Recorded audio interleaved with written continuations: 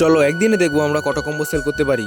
আর কমেন্টে যে সঠিক উত্তরটা লিখবে তার কমেন্ট আমি স্টোরিতে লাগাবো, আর সে আমার দোকান থেকে 1 প্লেট গন্ধরাজ মোমো একদম ফ্রিতেই পেয়ে যাবে। প্রথমে তো দোকান থেকে সব জিনিসপত্রগুলো নামানোর পর পরপর সব ট্রেগুলো সাজিয়ে দিই। দোকানটা খুলে আমরা সব খাবারগুলো একে একে সাজিয়ে দিই। দোকানটা আজকে আগে খোলা সত্ত্বেও কেন এই দোকানে একটাও আজকে কাস্টমার নেই।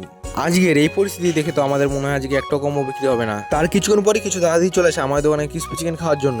আমিও তাদের ক্রিসপি চিকেনটা ঠিক মতো বানিয়ে তাদের খেতে দিয়ে দিলাম। আজকে তো আমাদের মাথায় খারাপ হয়েছিল, কারণ আজকে রাস্তাঘাটে লোকজন একদমই কম ছিল। আজকে হয়তো আমরা 3-4টে কম্বো বেশি বিক্রি করতে পারবো না। ততক্ষণে এই দাদাটা চলে আসে একটা 90 কম্বো নেওয়ার জন্য।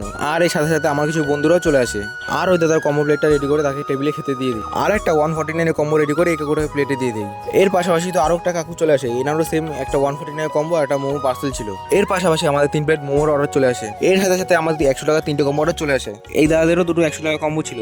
এর সাথে সাথে এতগুলো কম্বো অর্ডার চলে আসে যে আমাদের এই ভিডিওতে সবগুলো কম্বো দেখানো সম্ভব হয়নি। সব কম্বোগুলো প্লেটে সাজিয়ে আর পার্সেল করে সবাইকে দিয়ে দিই। এই দুটো দাদা তো আমার দোকানে আগের দিনও ছিল। আগের দিন এসে আমার দোকানে দুটো কম্বো খেয়ে এতই ভালো লাগে যে আজকেও সে আমার দোকানে 3টে কম্বো একবার বাড়ির জন্য পার্সেল নিয়ে যায়। এই সাথে সাথে আরো 4টে 90 টাকা কম্বো অর্ডার চলে আসে। আমরা সেই কম্বোগুলো প্লেটের মধ্যে সাজিয়ে সবাইকে একে একে দিয়ে দিই। এই 2টাকে একটা 150 টাকা কম্বো পার্সেল দিয়ে দিই। আরো কিছু দাদা আসে দুটো কম্বো পার্সেল নেওয়ার জন্য, একটা 90 কম্বো একটা 150 কম্বো।